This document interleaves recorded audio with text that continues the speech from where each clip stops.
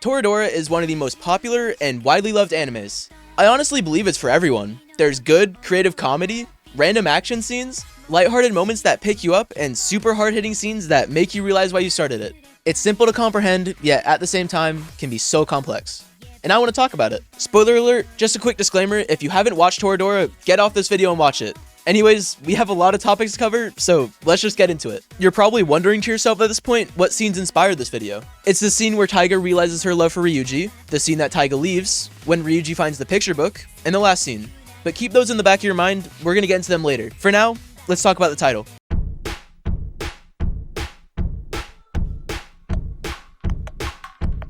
The title, Toradora, is short for Tiger and Dragon. Oh, would you look at the title for the first episode? But the title and early story working together is a form of deception. It wouldn't be outlandish to think that the Tiger and Dragon just simply help each other out. That's what part 1 of Toradora drills into your head. The opening episode sets you up that way. The Tiger and Dragon are in love with the other's friends, and they're gonna help each other get with them. But in episode 19, the story just decides to blow itself up with Taiga breaking down. We're still gonna talk about it later, by the way. But anyways, after that scene, the title picks up a new meaning. It's not their love stories anymore, it's their love story. That's why episode 1 is called Tiger and Dragon, and the last episode's called Toradora. Cause although, yeah, they mean the same thing in a word sense, they actually hold completely different meanings due to the storyline within it.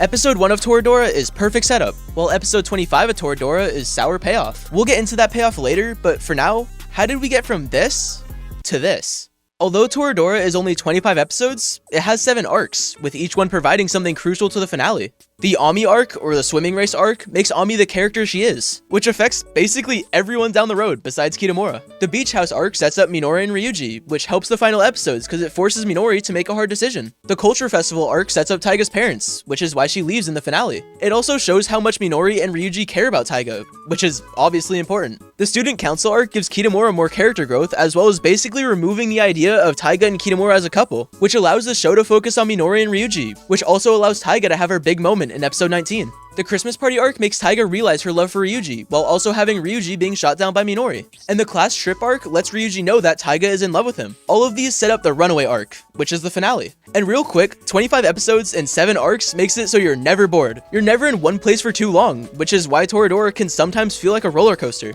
With all of that being said, if a show doesn't have a good story, it's not interesting. Thankfully, Toradora decides to have a part 1 and a part 2, with part 1 having romance, but definitely more of a noticeable slice of life side to it, while part 2 is a full-blown romance. For future reference going forward, I'm gonna say part 2 starts at the student council arc.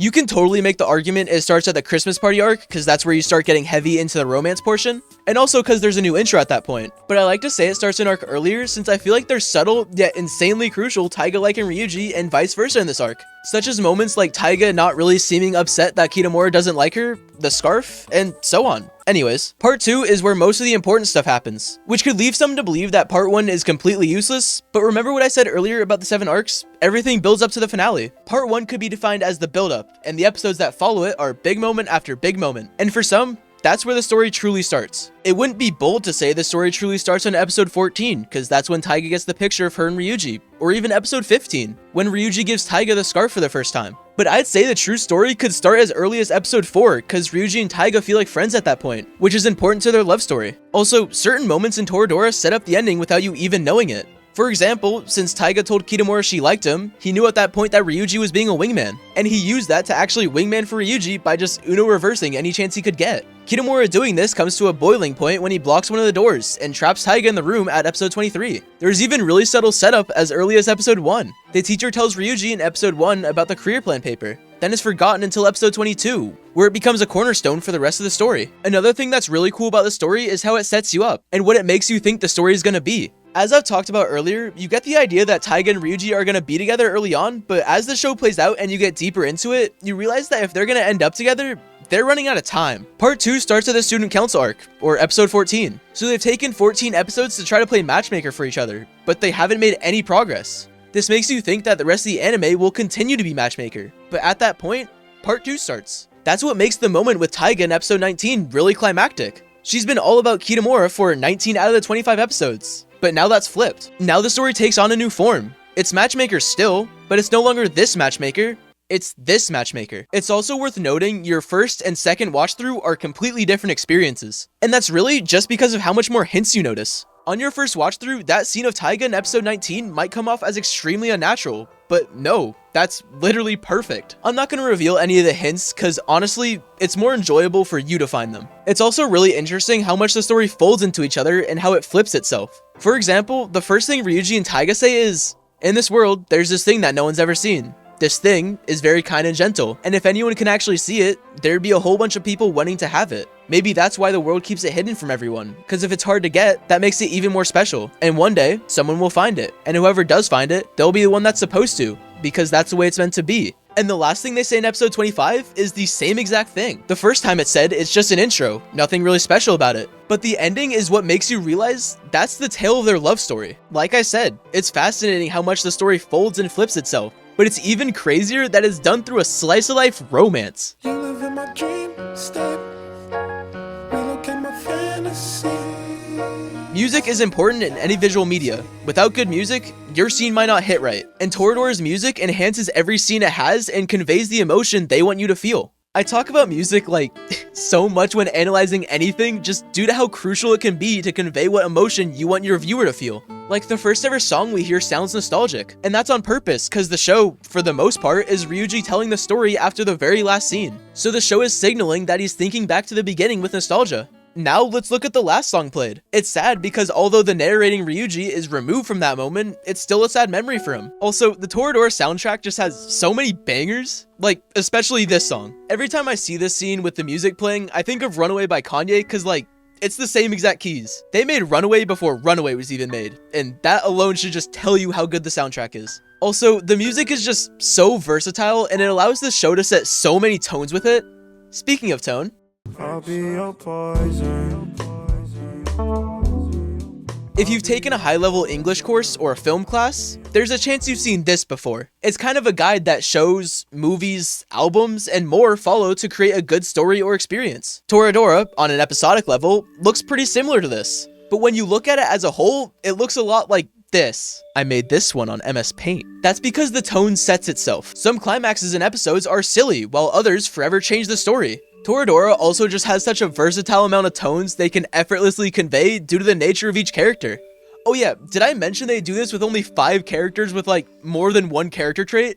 There's also some moments in Toradora that almost feel unwatchable just because of how uncomfortable the scene feels. And I don't mean like a bad uncomfortable, cause the scene is purposely conveying that to give a sense on what some of the characters are feeling. Like the beauty pageant scene. It feels like we shouldn't even be there, and that's the show conveying the feelings of the audience. Another thing the show does well is it flawlessly lightens the tone without taking away from the big moment. When Taiga and Ryuji have their first kiss, there's a joke to lighten the tone. But there's still heavy tension within the scene, and you don't forget it. Again, with the literal last scene. That's the biggest payoff we can get, but the joke at the end makes it lighthearted without killing the scene. And it's genuinely one of the best endings to an anime simply just because you don't know how to feel about it.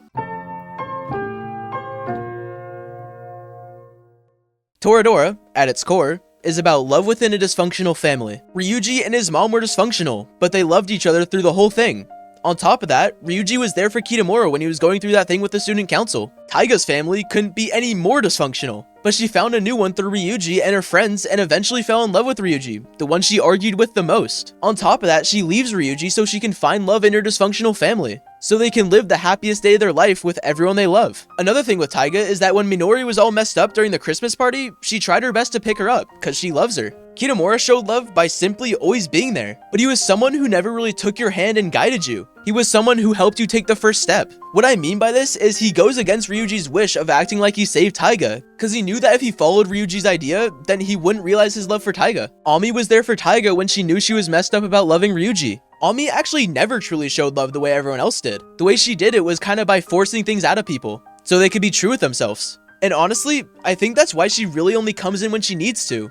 But anyways, Minori, in my opinion, is the biggest case of this theme. She realizes Taiga is messed up about loving Ryuji, and she knows she has to make the choice between loving Ryuji and loving Taiga.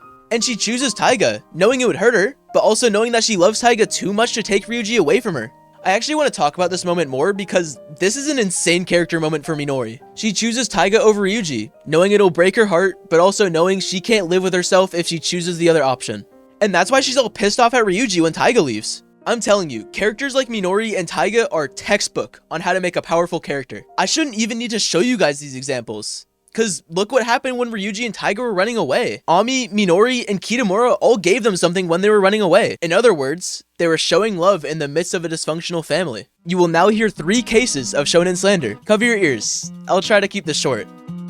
You ought to know that I think we're one and the same. Shonen wastes time. Toradora is only 25 episodes, and even though the true story actually starts at episode 1 and then takes a break until episode 14, the time between episode 1 and that is time to set you up. It's to build everything up for a dramatic finish. Shonen anime typically have a bland setup and payoff. Shows are all about setup and payoff. That's not new, but every show has the choice when to set up, when to pay off, and what level they can have the payoff be. Let me explain. There's 3 types of payoff: full payoff, partial payoff, and no payoff. Shonens, most of the time, opt for full payoff. Naruto vs Neji, Sasuke vs Itachi, Midoriya vs Overhaul, I can keep going. Toradora opts for mostly partial payoff. Taiga realizes she loves Ryuji, but she can't be with him. Taiga and Ryuji are together, but Taiga leaves to fix her relationship with her parents. Minori admits she loves Ryuji, but she's letting Taiga be with him. Kitamura finds out the student council president likes him, but she's leaving. These moments, in a good way, leave you wanting more,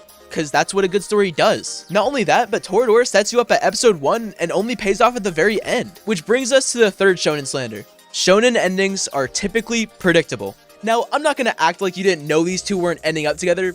I personally didn't. I thought it was just gonna be Matchmaker, but I'll give you the benefit of the doubt. You're a smart cookie. But to be honest, you didn't expect Taiga to leave. You didn't expect these two to run away. You didn't expect that picture of Taiga and Ryuji in Taiga's student handbook. You did not expect that ending. You think you did. But Toradora says, no, no, no.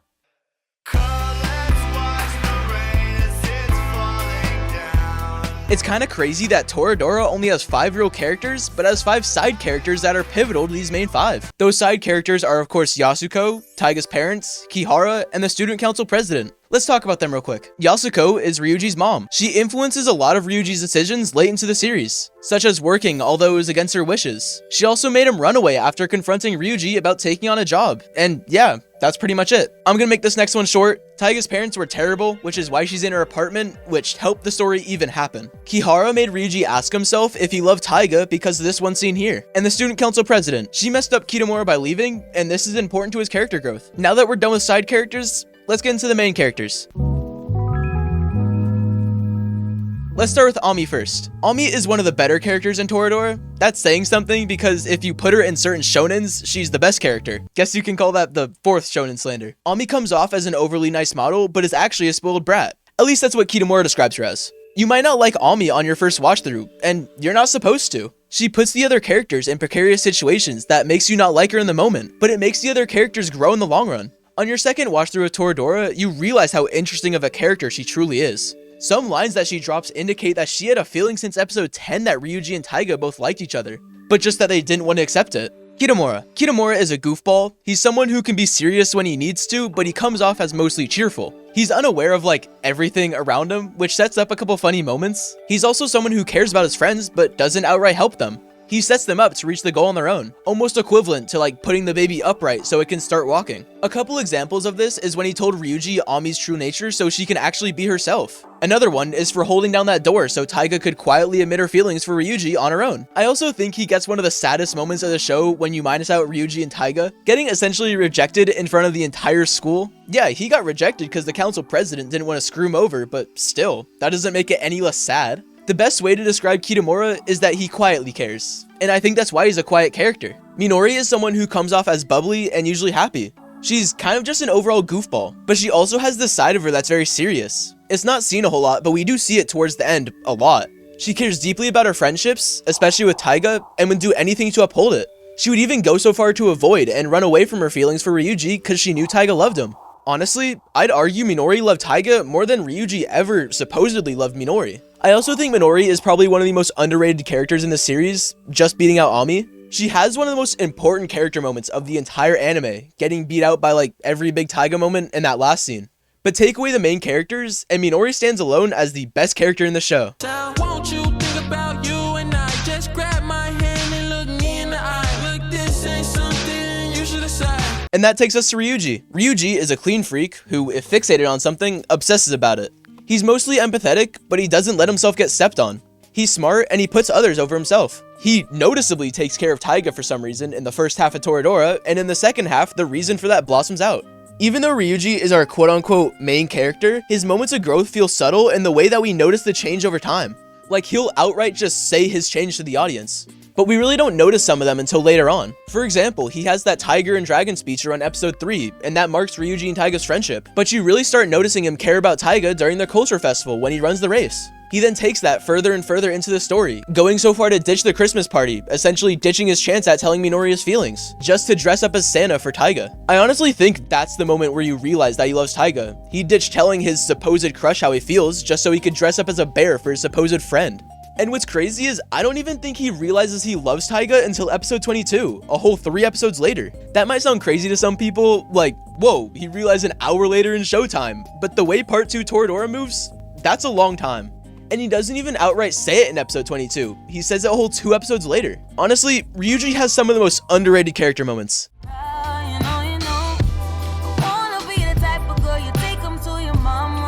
And now we're at Taiga. Let's talk about Taiga's surname for a second. If you split I in Sokka, you get love on a slope. Huh. It actually describes what she's about pretty well. She's obsessed with love and is almost always the underdog. There's not really much else to go off it, but it's just a cool observation. You may have heard this before. In fact, I'm certain you've heard this before, but first impressions are everything. Bad first impression, it's gonna be hard to dig yourself out of that. Taiga's first impression doesn't make her likable. She's mean to the main character of the show, which doesn't really help you side with her. And that's why she gets the most character moments and the most character growth out of everyone in the entire show, cause her character is being dug out of that hole that the first impression made. But anyways, Taiga is a hothead with a soft side. And she's someone who's felt alone for most of her life, so she doesn't open up about that soft and sensitive side of her. She's clumsy and messy, along with her commonly insulting people through a diva attitude. She mostly puts herself over others unless it's someone she cares about. And now we're gonna get into that main character part. Even though we follow Ryuji for the entire show, I'd actually argue that Taiga is the true main character. Cause yeah, most of the time we do follow Ryuji, but whenever Taiga is present in the scene, we're following her emotions simply cause her character demands it. Taiga is so simple, yet so complex. Ring a bell? But with that being said, if you could actually describe Taiga's character in one sentence, it would be exactly what you run from, you end up chasing. Let me explain real quick. From around the culture festival, she had feelings for Ryuji, but she ran away from them and focused on getting Minori and Ryuji together as a way to forget about them, but she ends up chasing those feelings. One more time, she ran away from her family. She even admits that she left her dad. But what did she do in that last episode? She chased them so she could have a supposed perfect marriage. There's so many amazing Taiga moments too, like realizing her love for Ryuji in episode 19, telling Kitamura she loves Ryuji in episode 20, accidentally telling Ryuji she likes him in episode 21, silently confessing love to Ryuji in episode 23, her leaving to make up with her parents in the finale. In 6 episodes, she has 5 defining character moments. Like I said earlier, textbook on how to make a great character.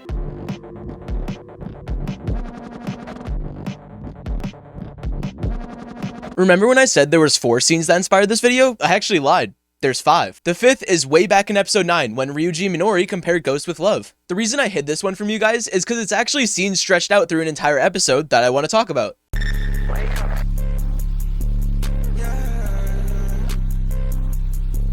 At the start of episode 9, both Taiga and Ryuji get this dream of them being married. Later in the episode, Minori and Ryuji compare Ghost with Love. As Taiga and Ryuji are in the same room together, Taiga wonders why she sits so close to Ryuji. And then she just chalks it up on how small his house is, cause even she doesn't know yet. Taiga then hints that the dream that she got at the start of the episode wasn't actually that bad. Then shortly after, they both hear what they think is a ghost, alluding that they might have just found love within each other, cause they just compared Ghost with Love earlier in the episode. Not only is this amazing symbolism and foreshadowing, but it's also deception. You probably didn't even think of Taiga and Ryuji seeing a ghost as a way to show that they might have found love, cause that episode focuses on Minori and Ryuji's relationship, and makes you forget about Taiga and Ryuji's. I've been talking about part 1 and part 2 for this entire video, saying part 1 ends at episode 13, and I still stand by that, cause this is all set up, and seeing this scene during a rewatch, I realized that Toradora was planned out from the beginning. So much care goes into scenes like this that, as a viewer, I have to appreciate it. As I said, this is set up, but it's masterful, it's subtle, you don't even really realize it. And it's vital seeds for episode 19, where Taiga realizes her love for Ryuji. Speaking of that,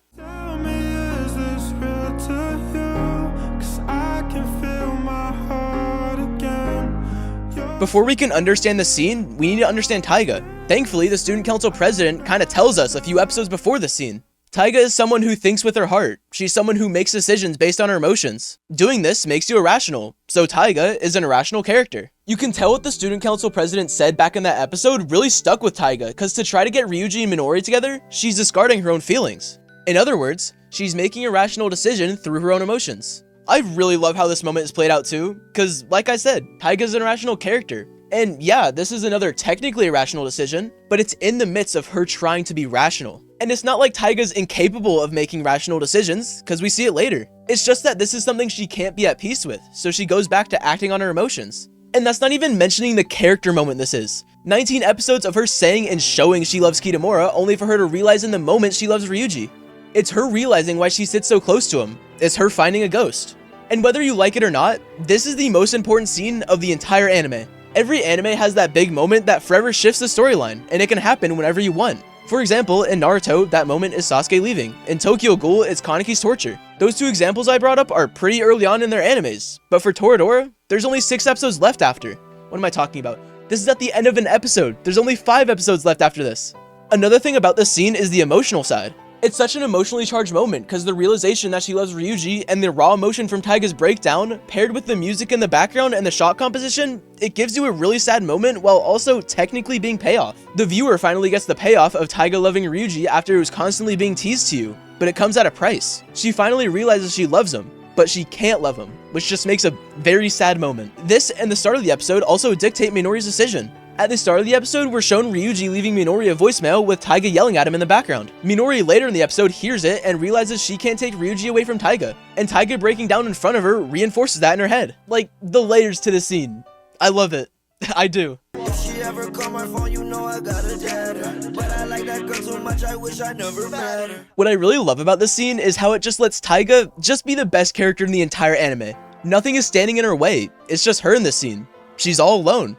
Taiga is a weird character. They point it out a lot. She used to hate it at the start of the anime. She used to hate who she was. And she even hated who she was only a couple episodes ago. But the scene acts as her first step to accepting who she is. And she can only take this first step because the person she loves accepts her. And as you can tell from the literal opening dialogue of the anime, she takes love very seriously. So when the person she loves can accept her for who she is, she's gonna make an effort to accept herself too, so she can love him. And the class taking a picture of the other star and sending it to her is a cool way of showing that the class accepts her too. Taiga actually gets the most scenes in the entire anime where it's just her, and that's for a reason. The amount of people present in Taiga's monologues capture her headspace. And that's what the scene accomplishes. She feels all alone, just like that star. But now with Ryuji, she doesn't have that anymore. And now that she's not alone, she can go back to her parents, because those are the people she thought were supposed to fix that loneliness. But now that Ryuji's fixed it, she can face them again. And that's really powerful. When Ryuji first brings up the perfect wedding with the blessing of Taiga's parents, Taiga actually originally avoids that conversation by doing the practicing for their wedding. But now, here, in this moment, she's attacking it full on. Another reason why this moment feels so powerful is because after this, Taiga's gone. Toradora is only 25 episodes, but you've gone through so much with these characters that it feels like a journey. And in that journey, Taiga's gotten the most character growth. I've never really seen anyone point this out, but Taiga in the anime very much acts like a child. But this moment here, her decision to leave is very mature. Remember when I said that Taiga can act using her head instead of her heart if her emotions are at peace with it? This is that moment. She's fine with doing this because she loves Ryuji, and she's doing it for them. And that's just a very powerful character moment for her. And can we just talk about this ending real quick and just how sad it is? It's amazing that they just let you have half the episode to feel happy for them, and then they proceed to give you this twist that just brings you down so hard. It's a sad happy ending, and it's executed to perfection. I think some people don't like the Toradora ending because it's not the happy ending they hoped. And like, yeah, this moment in particular makes you sad, but it's still a happy ending because they're together. It's just that people want the full happy ending. And to be honest, I think I would be one of those people, but I always think that the happy ending would just be so unsatisfying. And honestly, I don't think they could have made a better ending than this. When you have a moment so gut-wrenching like this one, I can feel sad about it, but I just have to admire how good it truly is. It's the character moment among all character moments. She ran away because she felt alone, and now she's chasing it because she isn't anymore. I'm gonna be honest, Taiga is one of the best characters I've ever seen. And this wraps up her character beautifully. How am I supposed to tell you? I don't wanna see you with anyone but me. Nobody gets me like you. If you ask me, this is genuinely the saddest scene in the entire anime. You just can't help feel bad for Ryuji, imagining the emotions that's overtaking him at that moment. The moment where he realizes she loved him all along. It's just so gut-wrenching. Seeing the picture in the student handbook made me realize this was planned out from the beginning, but I'm just saying it's better for it to be at least a little thought out so a scene like this can hit as hard as it does.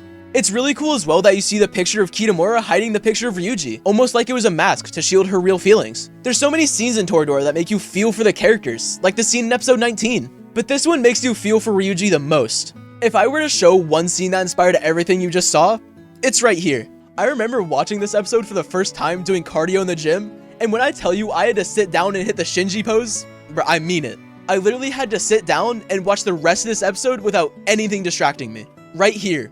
This made me realize this is a masterpiece. The other scene made me feel sad, and I noticed myself paying a lot more attention. But like here, yeah, it was over. There's so many hard-hitting scenes in Toradora. I've said this. But this is the most subtle scene that just hits you like a rock. The way Ryuji realizes it, the way they keep the scene to be lighthearted at the start, and then they just hit you with this. And like the way Ryuji takes it, you can tell he feels sad, but like, dude, he takes it like a champ. And the way the scene actually is set up for the final scene by Taiga texting him, it's amazing. Oh yeah, the final scene.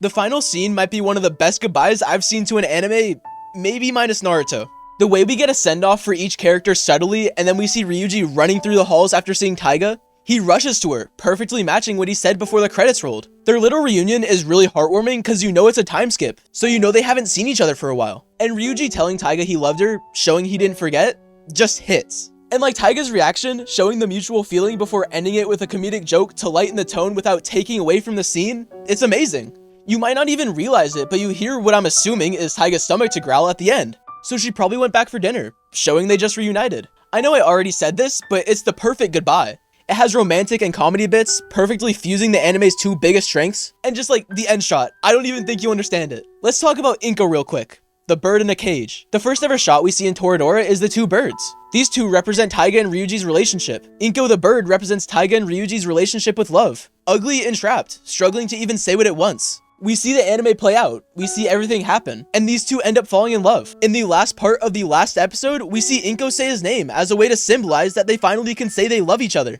And the last ever shot we get is the two birds we saw flying away together, showing that those two are free from that cage and are able to explore love together. Because that's the way it's meant to be.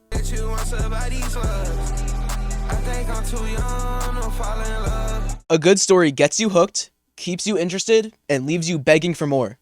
That is exactly what Toradora accomplished in 25 episodes. The only way I could see Toradora ever coming back is for an anniversary series, but part of me hopes that doesn't happen so we can interpret for ourselves what happens next. And also, they don't even need to bring it back. It's already a masterpiece. In this world, there's this thing that no one's ever seen. This thing is very kind and gentle, and if anyone can actually see it, there'd be a whole bunch of people wanting to have it. Maybe that's why the world keeps it hidden from everyone, because if it's that hard to get, that makes it even more special. And one day, someone will find it. And whoever does find it, they'll be the one that's supposed to, because that's the way it's meant to be. And that's the story of Toradora. I think Toradora is so amazing because it's a show you can turn your brain off to watch and it'll be perfectly fine. But you can also be looking at any tiny detail and you'll gain so much more from that. This isn't slighting any anime that's like this, but there's some anime that when you're looking at it under a microscope and checking for any piece of subtlety, you come up empty because simply the anime isn't that deep. But Toradora is one of those animes that allows you to hyperfixate on it.